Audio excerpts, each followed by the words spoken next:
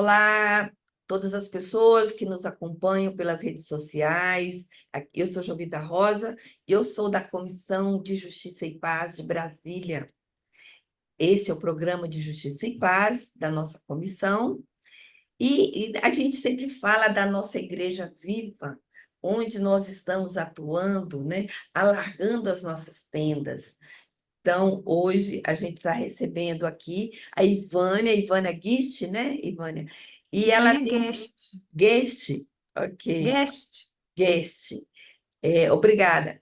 E esse programa vai ao ar na nossa rádio Nova Aliança FM e também nas nossas redes sociais. Ivânia, eu gostaria que você se apresentasse para nós, o que que você tem feito. E a nossa pauta de hoje é, é algo muito especial para nós, né? Que é a primeira infância. Então, a Ivânia vai contar para a gente o que está acontecendo nesse mundo da primeira infância, para que também nós possamos nos engajar. Porque Pitágoras já dizia que tem que cuidar das crianças para não ter que punir os adultos, né? Isso há muitos e muitos anos. É, Então, Ivânia, a palavra é sua e aí a gente vai conversando nesse tempo, Bom dia. Ai, vamos gravar de novo? tá bom? Ai, eu já fui começar. Peraí, vamos gravar de novo, só um pouquinho. Pode ser? Pode, a gente só tinha 40 minutos, mas bora lá. Não, peraí, porque eu acho que podia falar o nome certo. Não deu para Deixa eu terminar. só falar. Guest, Guest, é. Aí eu não falo bom dia. tá bom? É, só um pouquinho. Isso. Pronto. Olá a todos e todas, eu sou Jovita Rosa, eu sou da Comissão de Justiça e Paz de Brasília. Este é o programa de Justiça e Paz da nossa comissão. Hoje, eu sempre apresento uma vez por mês e a gente sempre fala da Igreja Viva, dessa igreja que palpita nos corações de todos os fiéis, né? E a gente tem trazido temas dessa Igreja Viva, onde a gente percebe o alargando as nossas tendas para a gente acolher e fazer o serviço que Jesus nos designou, né? Porque ele veio para que todos tenham vida e vida em abundância. Então, nós vamos receber hoje a nossa Ivânia Guest, uma grande profissional da área da psicologia que tem desenvolvido no Brasil um trabalho excepcional sobre a primeira infância. Também temos algumas iniciativas a nível mundial também, e depois a gente vai falar um pouquinho, sem adentrar muito, porque é para aguçar mais a curiosidade, depois as pessoas pesquisarem. Ivânia, conte-me um pouco de você e também desse pacto pela primeira infância. Diga aí. Então, querida Jovita, agradeço aqui o convite e é uma oportunidade realmente a gente poder divulgar mais, né? Porque eu acho que isso realmente é uma boa nova, a gente saber que existe agora uma estratégia para integrar, para unir mais as pessoas para cuidarem da pessoa desde o começo da vida. Então, realmente, assim, a minha trajetória começou. Até fiz um ano de direito antes de fazer psicologia, mas aí, na época, lá pela década de 90, o direito era muito reativo, assim, só atuava depois que o problema tinha acontecido. Eu falava, nossa, mas por que a gente não vai na causa, né, na origem? E aí eu acabei mudando para psicologia, mesmo porque, para mim, realmente, o ser humano é o que existe de mais precioso, né, nesse mundo, né? Segundo a igreja bem coloca assim, Deus, né, fez o homem e a mulher à semelhança dele. Então, assim, nada é mais importante do que cuidar das pessoas. E aí a psicologia para mim foi esse caminho.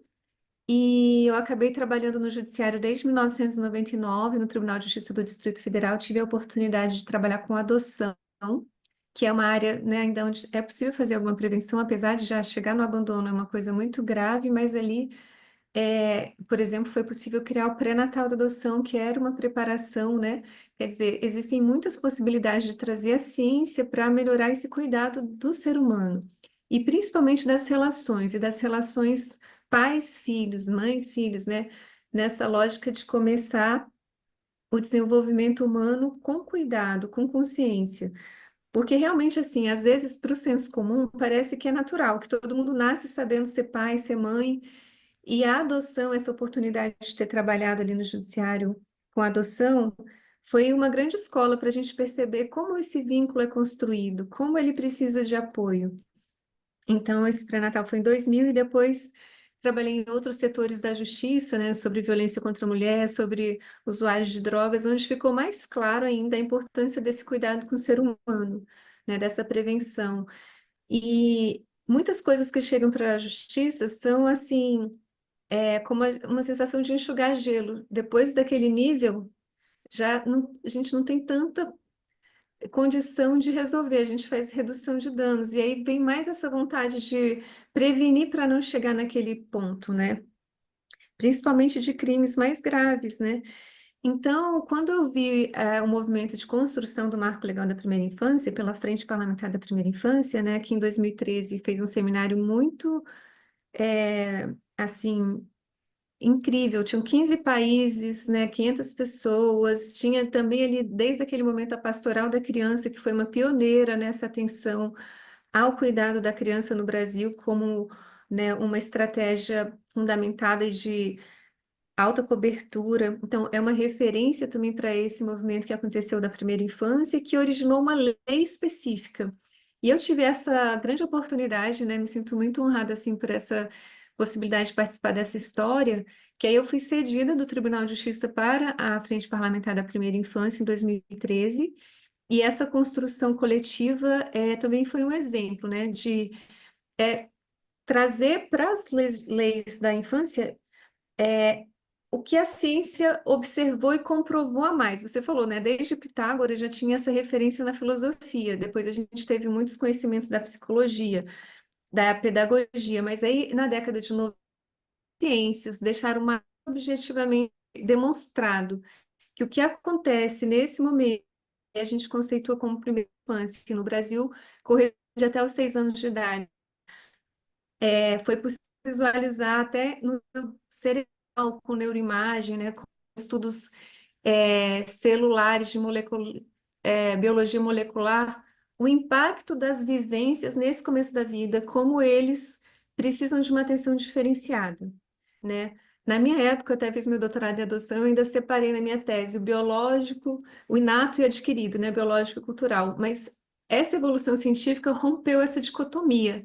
A gente fala em epigenética, que é assim, o que a gente vive realmente interfere na própria genética, fica inscrito na memória celular e, né, se transfere nas gerações. Isso aumenta a consciência do que já estava na Constituição Federal desde 1988, no artigo 227, que fala da prioridade absoluta. É o único lugar, né, na lei magna do país que se diz prioridade absoluta de garantir os direitos das crianças, adolescentes, depois se inclui os jovens, porque é como a ciência mostra, é um momento que impacta todas as fases subsequentes da vida. Então, ser criança é, ao mesmo tempo, a maior fase, né, período de dependência, de vulnerabilidade, no sentido de que a criança não tem autonomia para sobreviver sozinha. Se a gente pega um bebê, né, e não tem alguém que ajude ele ali a acessar o alimento, a não passar frio, ele não consegue sobreviver sozinho. Outras espécies animais até conseguem, né, já pelo instinto já se levanta. O ser humano é o que nasce mais dependente de todos os seres. Então, é muito importante a gente ter uma sociedade que tenha essa sensibilidade do cuidado. Quanto menor a criança, maior a necessidade desse cuidado. E então, ao mesmo tempo, é essa maior dependência, mas é a maior oportunidade de desenvolvimento. É justamente porque o bebê não nasce pronto e com essa capacidade de se cuidar sozinho, que ele tem mais capacidade de aprender, né? E aí, essa janela de oportunidade, que é o conceito que a neurociência traz, que os animais não têm tanto. Eles têm uma condição menor de aprender porque eles já nascem mais prontos. Então, isso é muito, realmente, para mim, uma coisa que une tudo, né? Assim, o lado da empatia, da ciência, da responsabilidade social, do sentido da vida, que nós precisamos aumentar a capacidade da nossa sociedade ser cuidadora, né? Ser empática, ser amorosa, ser realmente consciente do que significa a infância. Porque também nessa experiência que eu tive, eu vejo que às vezes as pessoas parece que acham que criança é uma coisa e adulto é outra coisa, e adolescente é outra coisa.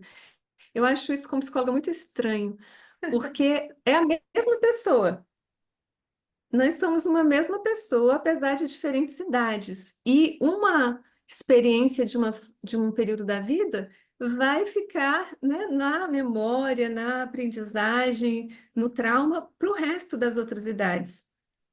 Então, quando a gente entende isso, então, quando eu tive a oportunidade, né, de conhecer esse movimento, foi incrível. E aí eu me engajei totalmente nele, né? Consegui realmente ser cedida pela Justiça para apoiar ali a construção do Marco Legal da Primeira Infância. E foi uma maratona, realmente, eram 24 horas de trabalho, 7 dias por semana, porque a gente conseguiu aprovar uma lei com muita escuta, né? Foram duas audiências públicas, um seminário internacional, 4 seminários regionais, várias reuniões, realmente uma participação muito grande da Frente Parlamentar com deputados, que 23 tiveram a participação no Programa de Liderança Executiva e Primeira Infância em Harvard, então, de uma comissão especial que foi criada para a gente poder ter uma lei sobre primeira infância, e o Brasil foi o primeiro país do mundo que teve uma lei específica para esse momento.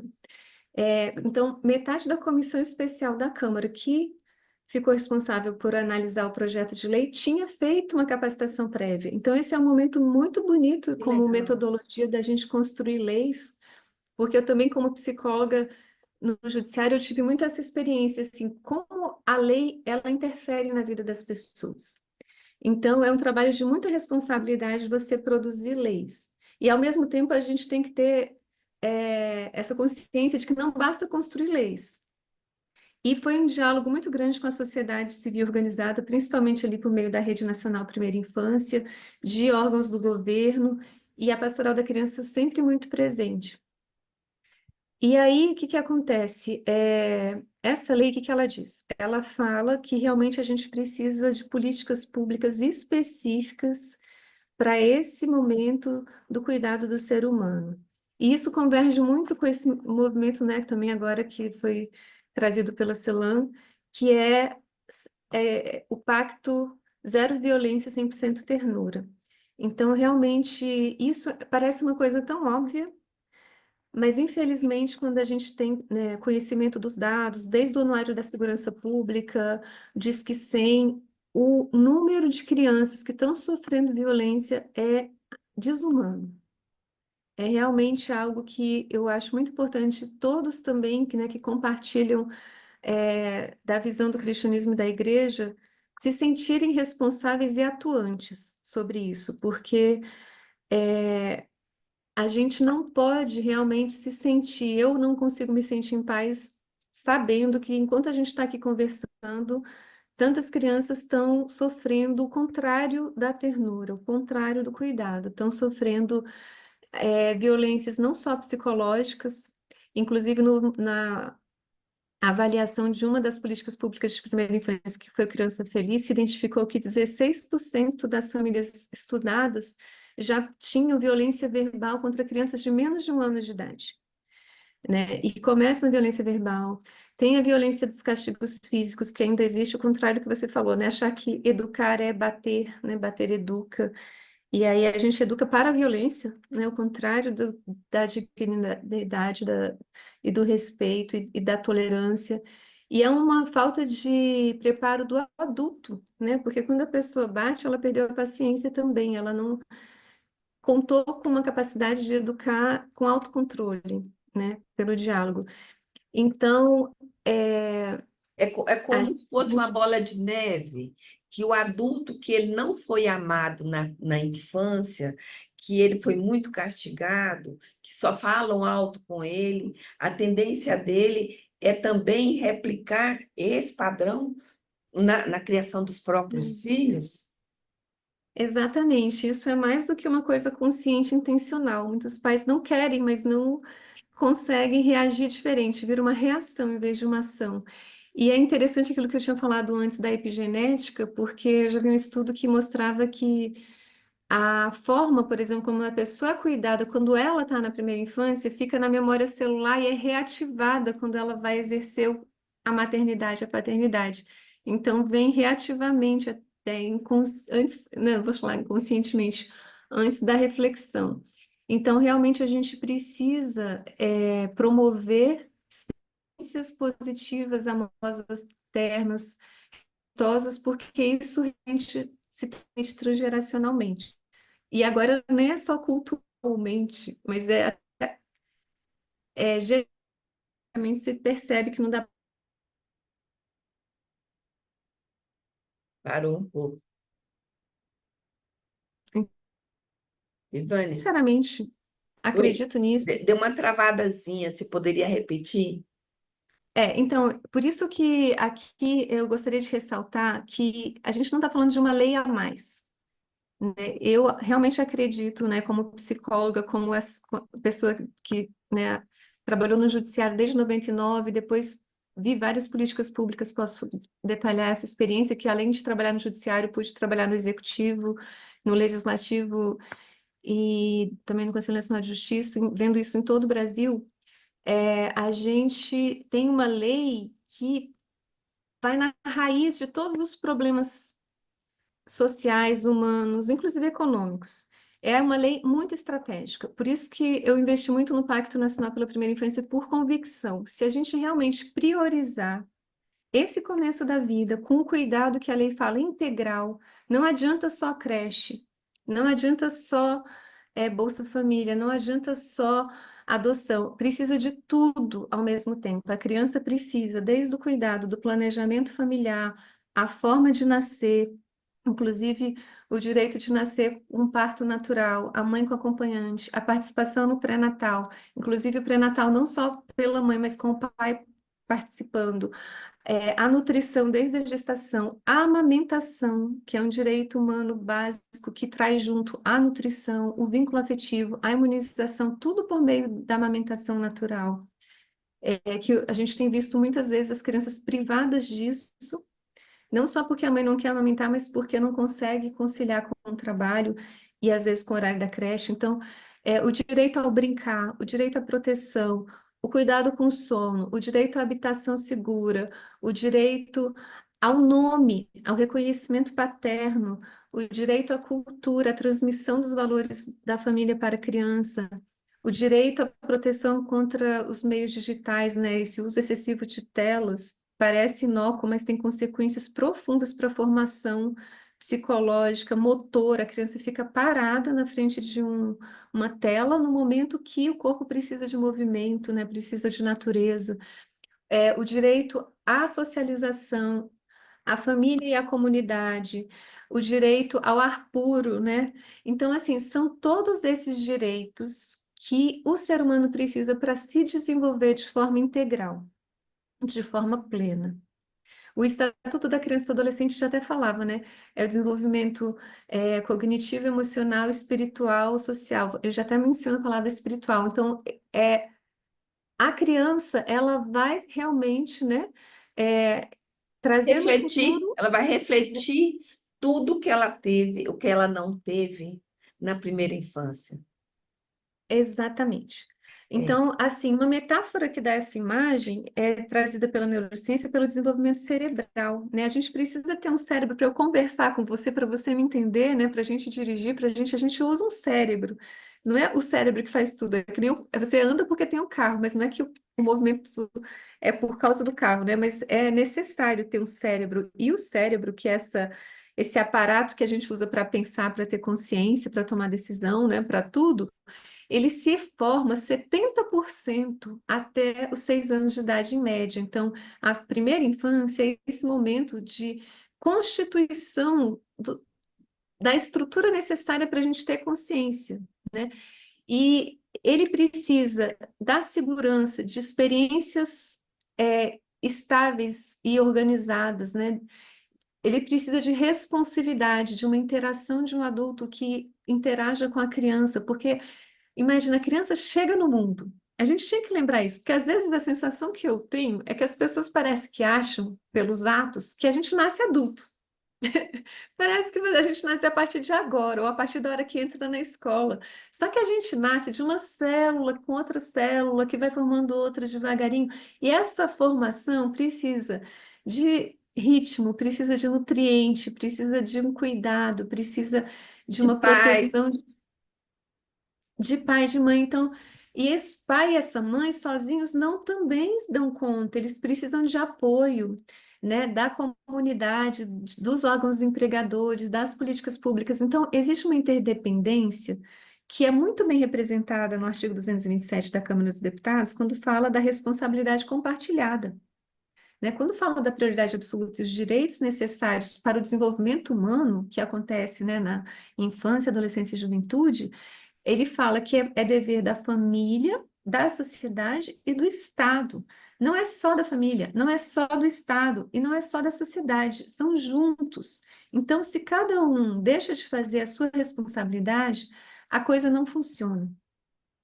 E eu acho que esse é o principal desafio que eu percebo na prática. Não tem essa colaboração. Essa Existe, às adesão. vezes, até uma concorrência. É mais do que adesão, é colaboração entre essas instâncias de participação na vida das pessoas. Às vezes, tem políticas públicas que acham que elas cuidam melhor do que a família.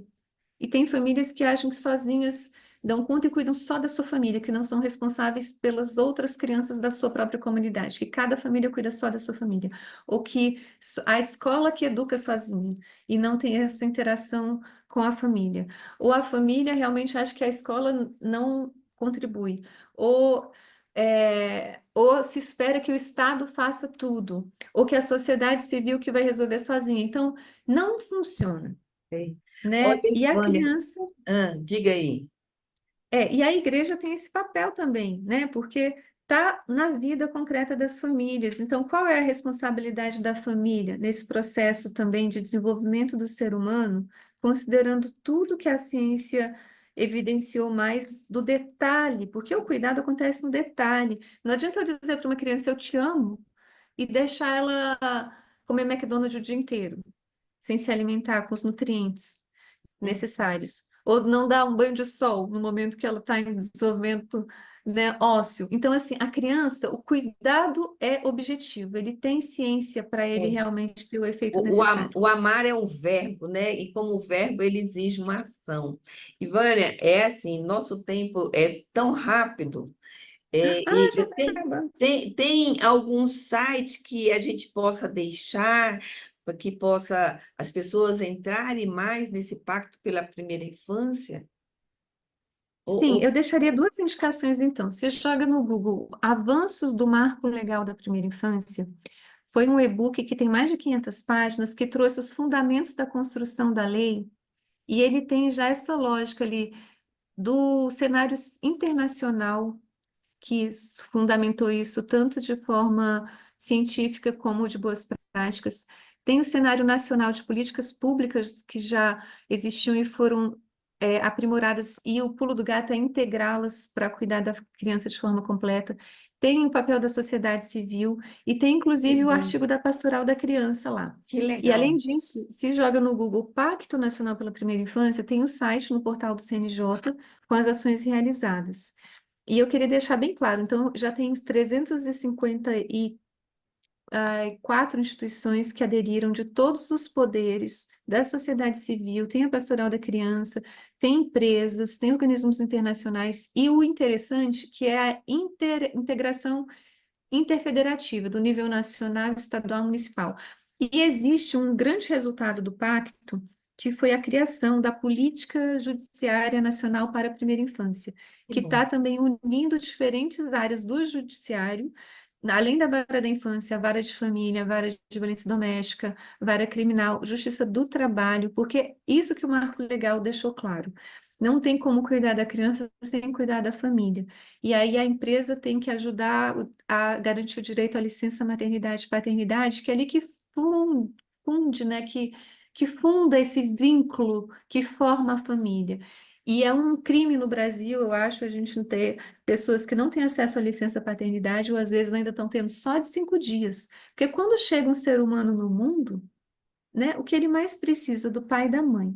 E eu É. acho que a igreja pode realmente também trazer mais isso para a sua prática, apoiando gestantes, apoiando ali famílias com filhos na primeira infância, ajudando as famílias a formarem redes entre si, porque não é fácil ser pai e mãe, precisa que a gente crie essas estratégias objetivas de apoio para viver isso e não desperdiçar essas janelas de oportunidade. Que maravilha, Ivânia. Olha, é muito empolgante, instigante falar sobre essa primeira infância. A gente vai ter muitas outras oportunidades para a gente aprofundar. Eu que sou da Pastoral do Menor, né? Já estou aqui cheia de ideias depois para conversar com você. E nós estamos encerrando o nosso tempo aqui no nosso programa de Justiça e Paz. Em seguida, nós teremos a nossa biblista, a Simone Furquim, que vai dar uma palavra maravilhosa para a gente. E depois também nós teremos o nosso amado cardeal Dom Paulo Sérgio, que também trará sua palavra aqui na nossa Rádio Nova Aliança, você que está nos acompanhando, e também pelas redes sociais da Comissão Justiça e Paz. E esse é o programa de Justiça e Paz, Igreja Viva. Ivânia, queria que você deixasse as suas considerações finais. Eu gostaria muito que a igreja realmente começasse mais cedo, né, esse cuidado, como é a lógica da primeira infância, que a gente também se coloque no lugar de uma criança em todas as atividades que a igreja realiza. Como é chegar numa igreja sendo criança? Porque a gente está fazendo essa revisão em todos os níveis. É, ela se sente ali no espaço planejado para ela. Como a gente acolhe a criança nos espaços reais das igrejas, nas atividades realizadas. Então, eu acho que assim, eu gostaria muito que a igreja também fosse mais participante do Pacto Nacional pela Primeira Infância, porque hoje eu estou especificamente no Judiciário do DF trazendo a construção de uma justiça mais amigável para a primeira infância. E eu vejo que ainda tem muito potencial para a gente também avançar numa igreja mais amigável para a primeira infância e formar essas boas memórias, né, da criança, da pessoa quando está no começo da vida, se sentir mais acolhida ainda, né, com esse espaço que se percebe compreendendo como é o momento que ela está naquela fase, daquela idade. Mesmo dentro da primeira infância, tem diferentes momentos que tem cores, tem sabores, tem tamanhos, tem ritmos, tem músicas que a gente pode também se beneficiar ao olhar mais o detalhe desse sentimento de pertencimento que a criança possa ter nos ambientes que já a igreja oferece. Muito bem, meus amigos e minhas amigas, esse foi mais um programa de Justiça e Paz. Nós agora damos sequência ao programa, o finalzinho do nosso programa, com o evangelho comentado pela nossa querida Simone Furquim, que é membro da Comissão Justiça e Paz de Brasília, convidando a todos e todas a participarem na segunda-feira, amanhã, dia 4 de novembro, do Diálogos de Justiça e Paz. O Diálogos de Justiça e Paz, do dia 4 de novembro, ele será dedicado à, à passagem, né, à Páscoa de Dom Helder Câmara. Nós contaremos com a presença do padre Miguel Martins, da irmã Marli Kermes, que atua lá no Sol Nascente, etapa 3 e é especialista em direitos humanos e ex-integrante da Pastora da Juventude do Meio Popular, e do padre Hernani Pinheiro, que é fundador do Centro Nacional de Fé e Política Dom Helder Câmara, é o orientador espiritual da Comissão Justiça e Paz de Brasília, para falar justamente sobre os 25 anos da Páscoa de Dom Helder Câmara. Dom Helder Câmara tem uma frase muito especial, pela qual ele é muito lembrado, que é a seguinte: se alimento aos pobres, sou santo. Se pergunto por que passam fome, sou comunista. Dom Helder Câmara questionava justamente a desigualdade social e foi um grande ativista pela transformação do Brasil a partir da visão dos pobres. Este Diálogos de Justiça e Paz, que acontece no dia 4 de novembro, segunda-feira, às 19 horas, no auditório do CCB, Centro Cultural de Brasília, que fica na 601 Norte, bem no iniciozinho da Asa Norte, ali pela entrada é pela L2 Norte mesmo, tá? Tem um semáforo e você logo na sequência vira à direita para estacionar dentro do CCB. Ele é inspirado na 8ª Jornada Mundial dos Pobres. É o Dia Mundial dos Pobres que o Papa Francisco coloca como sendo uma referência para nossa reflexão enquanto igreja. Então, eu convido a todas e todos a estarem conosco, nós da Comissão Justiça e Paz de Brasília, Comissão Brasileira de Justiça e Paz, o Observatório Nacional de Justiça Socioambiental, o OLMA, e o Centro Cultural de Brasília, também uma parceria com os juízes do capítulo brasileiro, que o Papa Francisco chamou até Roma para realmente ampliar a justiça social por meio da justiça do trabalho. E todos nós, então, nos organizamos, né, para que a gente tenha um evento que seja participativo, que traga temas importantes para a sociedade. Acho importante dizer também que há uma transmissão ao vivo e que as perguntas são lidas ao longo do evento, né? Com a participação do CJP Brasília, o YouTube, e do OLMA Observatório. Então, @CJP Brasília e @OLMA Observatório. Eu agradeço a presença de todas e todos aqui neste mais um diálogo. Diálogos é amanhã, dia 4 de novembro, segunda-feira à noite, 19 horas, CCB 601 Norte, canais do YouTube do @CJP Brasília e @OLMA Observatório. Eu agradeço a todas e todos por mais um programa de Justiça e Paz, o nosso programa semanal na Arquidiocese de Brasília. E na sequência, logo após o comentário da nossa querida Simone Furquim, vocês ficam com o programa do pastor Dom Paulo César. O nosso abraço fraterno e os nossos votos de uma semana repleta de justiça e paz. Um grande abraço e fiquem com Deus. Olá, ouvintes. A leitura de hoje é João capítulo 6, 37 a 40. O texto é sequência sobre a partilha do pão realizada por Jesus para aquela multidão faminta. Este pão será ressignificado pelo evangelista como sendo a própria pessoa de Jesus Cristo. E quem crer neste mistério terá vida eterna, conforme o versículo 40. Neste mesmo capítulo, no versículo 35, Jesus fala para a multidão: Eu sou o pão da vida. Aquele que vem a mim não terá fome, e quem crê em mim nunca terá sede.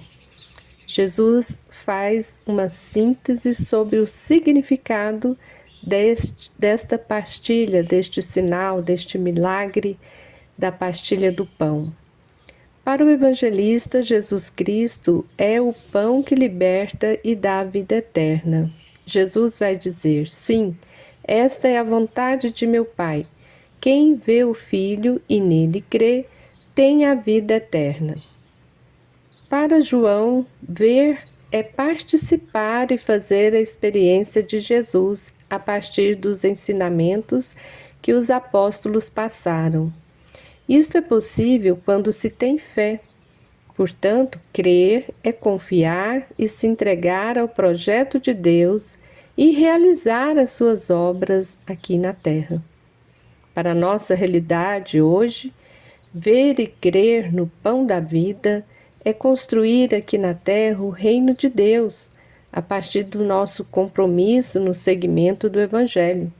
Seguir o Evangelho é fazer o que Jesus fez e ensinou. E o que mais Jesus fez e ensinou que nós possamos aprender nos 4 Evangelhos?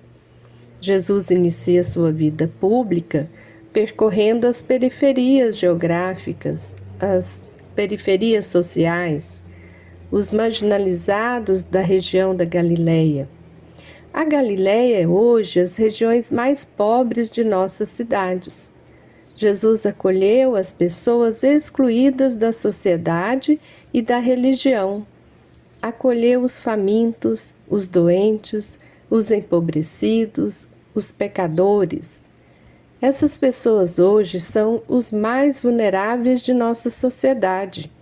São as pessoas em situação de rua, por exemplo.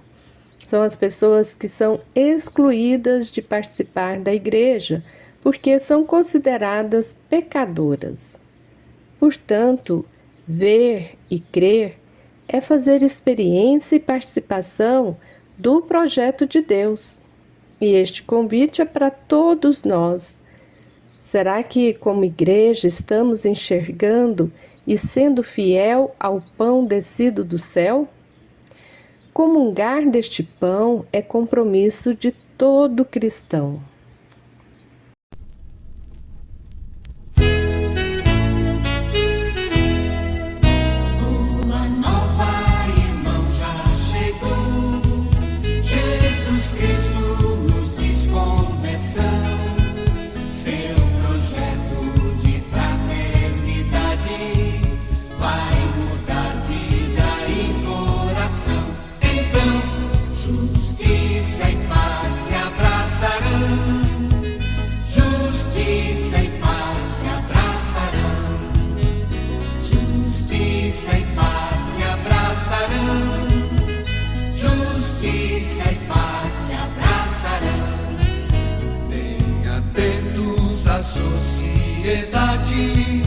Bem comum, todos dando as mãos, os direitos também os deveres, respeitados por todos serão. Então, justiça e paz se abraçarão, justiça e paz se abraçarão, justiça e paz se abraçarão.